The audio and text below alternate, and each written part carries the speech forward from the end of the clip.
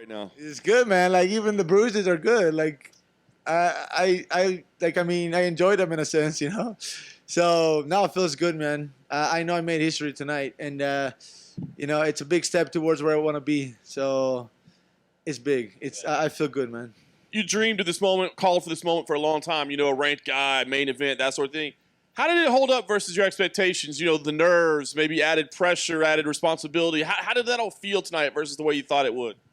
Well, for sure, I didn't expect him to have a knife in his gloves because I'm all cut up and I don't know how. His nails are not even long. I don't know how it happened, but no, man, he was game. He came game. Like I dropped him, and I saw fights before when he got dropped and he never really came back. And I dropped him and he came back and he was really active from the guard. He was trying things and I shut them off. I saw him coming, but he was active. I was actually super surprised of his cardio. I'm like, what the fuck? This guy doesn't slow down.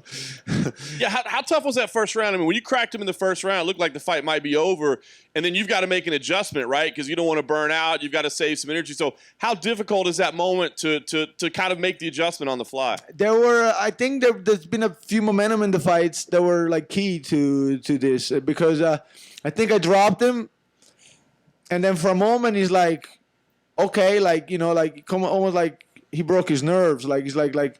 Okay, yeah, he dropped me. That's what he got. Okay, now it's my turn in a sense. And I felt like I got greedy a little bit. I'm like, fuck, like I want to finish him. And I wanted to finish him. In fact, I remember the whole second round. I'm like, I'm going to crack him again and put him to sleep. But he was active and he came game. And I actually, I have a lot of respect. Like, and then the third, I had a little bit of. I was also trying to put him out for good, and I kept going back to the. I went back to the corner, and I said, "I'll be back, because I know it was a little bit of a slow round."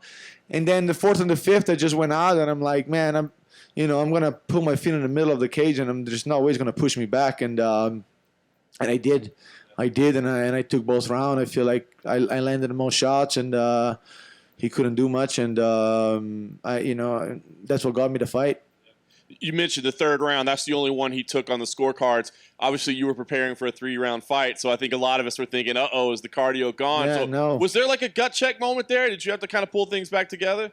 I didn't even think about it. Like I said it before, I don't think about time. I don't think about referee. Like, it's a fight. It's a fight. If it was no time, it's okay too. Like, I don't think about time. I remember being on the fourth, and I'm like, fucking hell, I enjoy this shit. Like, I really enjoy this. I can be here forever if I have to. And, yeah, man, so I don't think about time. And when I'm in shape, I'm in shape. And, nobody can sprint for 5-minute rounds. It's everything. It's about energy management, And, I felt good. And if I feel good, I can go 10, 15 rounds. So that's it.